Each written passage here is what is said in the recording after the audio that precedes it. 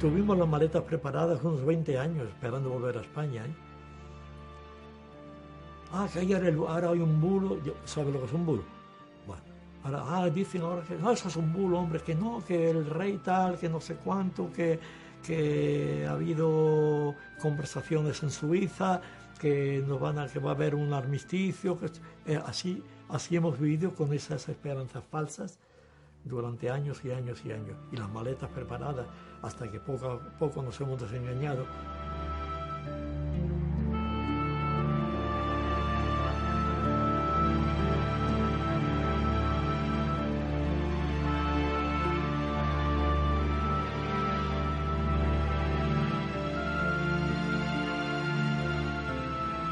Lo que puede ser que una persona reciba un telegrama diciendo que acaba de morir su madre y no pueda ir a su entierro. Eso es el exilio. Eso es el exilio.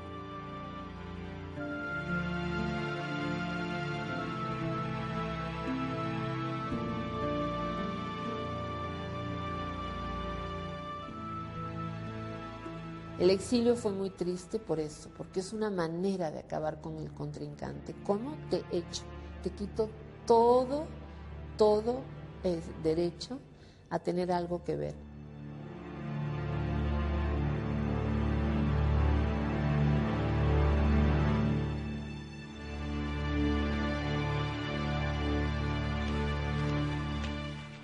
La imagen de la derrota quedaba reflejada en esas interminables filas de hombres, mujeres y niños que se vieron obligados a abandonar España con sus sueños rotos y el miedo reflejado en la mirada.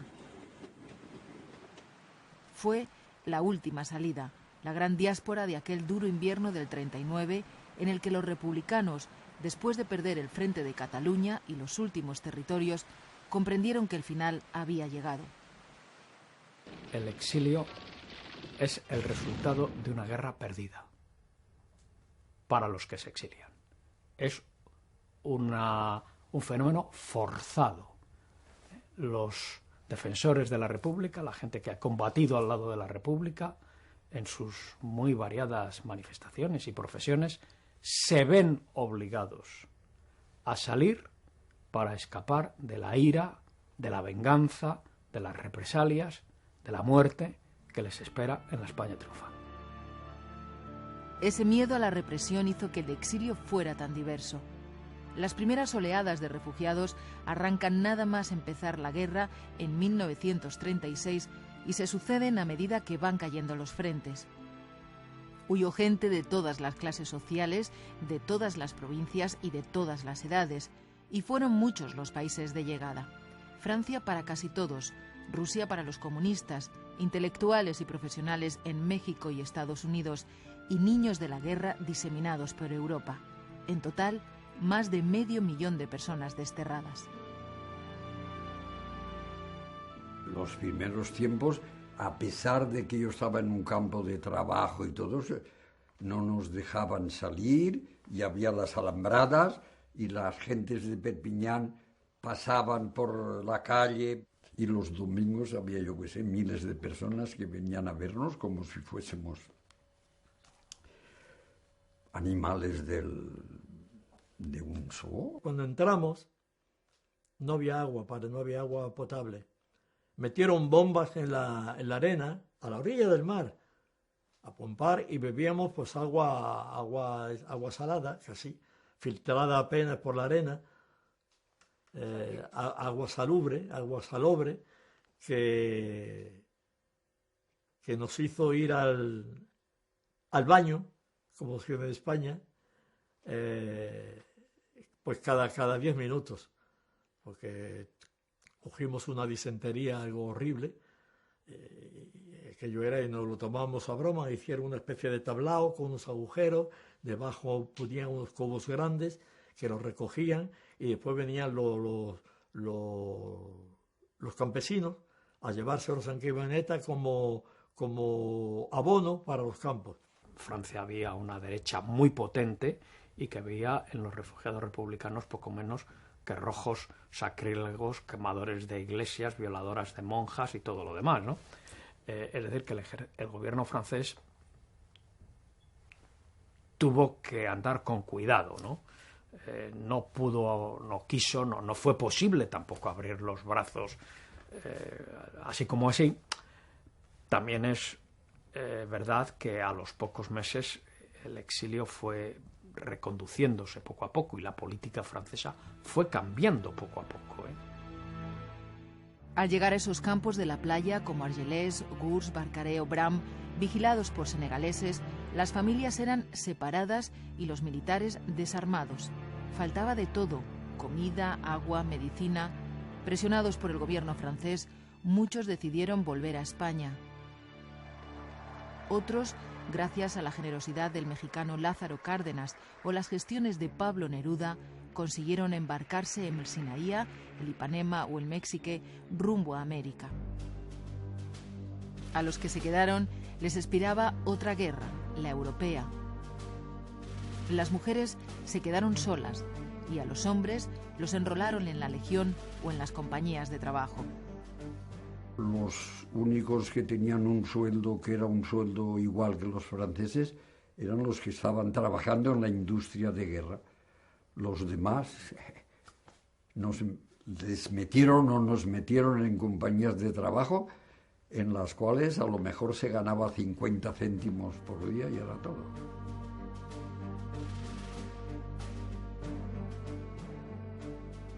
Todo lo largo de esas fronteras, Bélgica, Luxemburgo, Alemania, hasta Suiza, estaba lleno de compañías de trabajadores, de miles de españoles. Y fueron muchas de esas compañías, sobre todo en los Vosgos franceses, que fueron, cuando los alemanes atacaron, fueron cercadas por los alemanes, y esas compañías fueron las primeras que llevaron a Mauthausen, decís en español, ¿no? Las primeras para construir el campo, para construir su propia cárcel.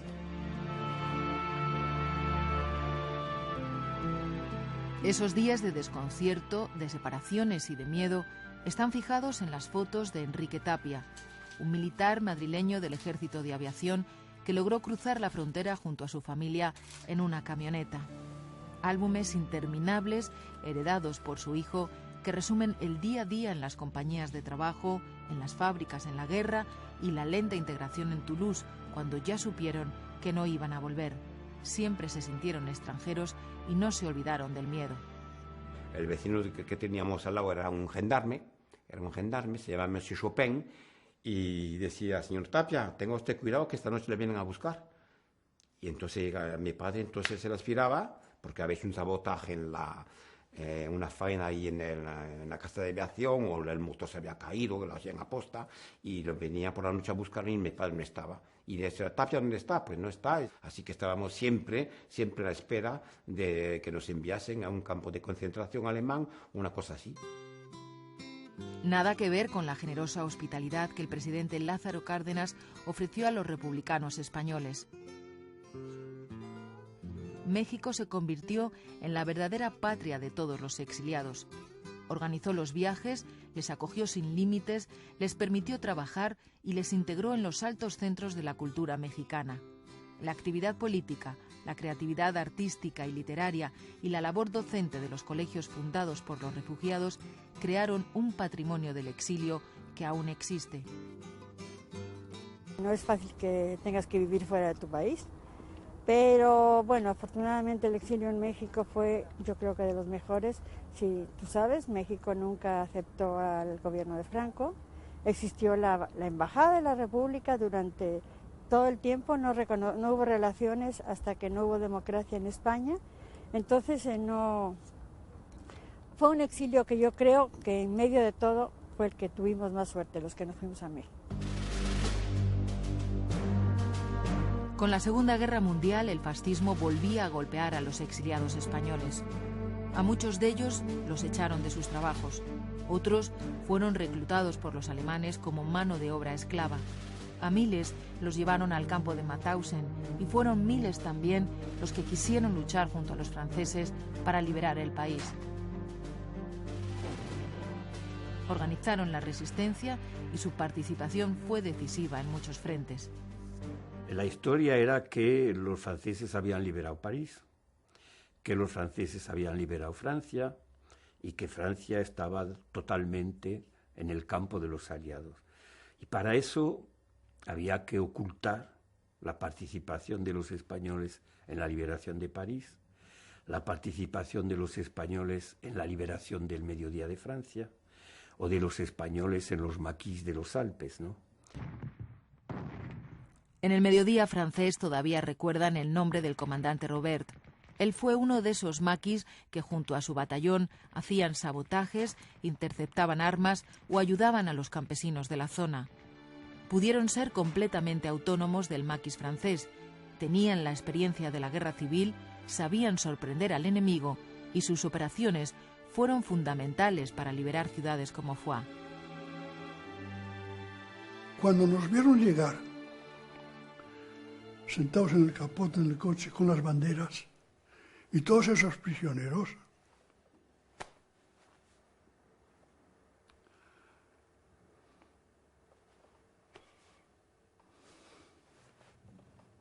es inolvidable.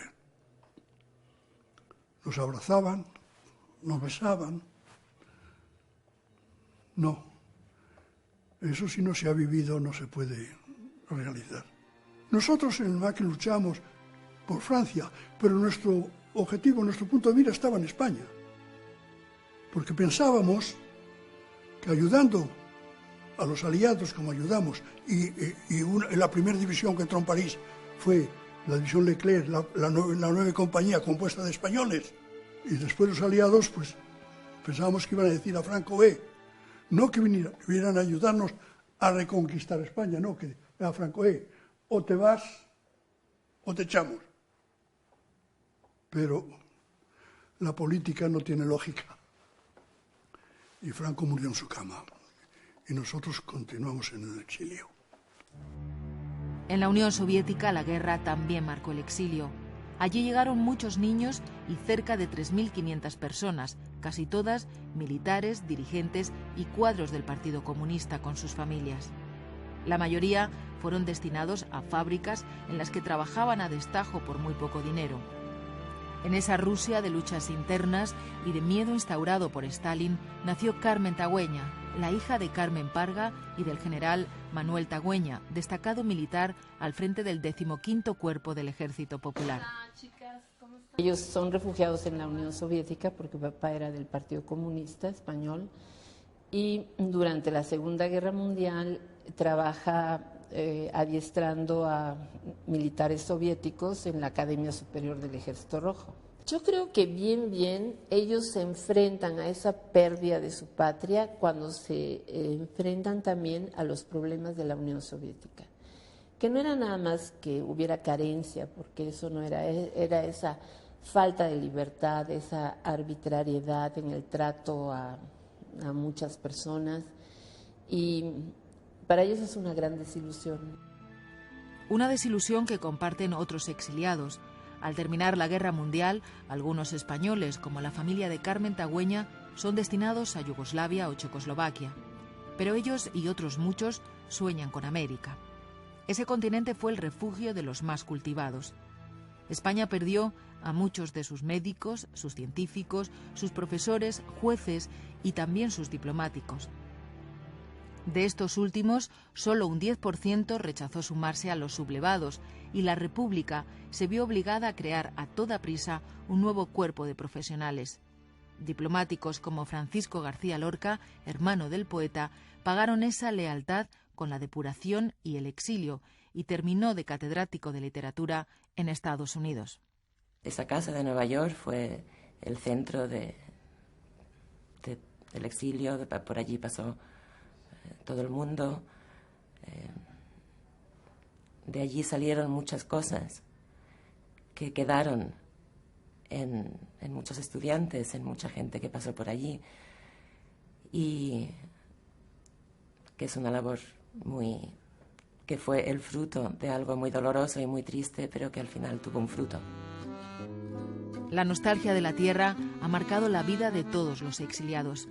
Salieron pensando que volverían pronto, pero las condiciones para regresar no llegaban y cuando el régimen de Franco ingresa en Naciones Unidas en el año 1955, aceptaron la evidencia.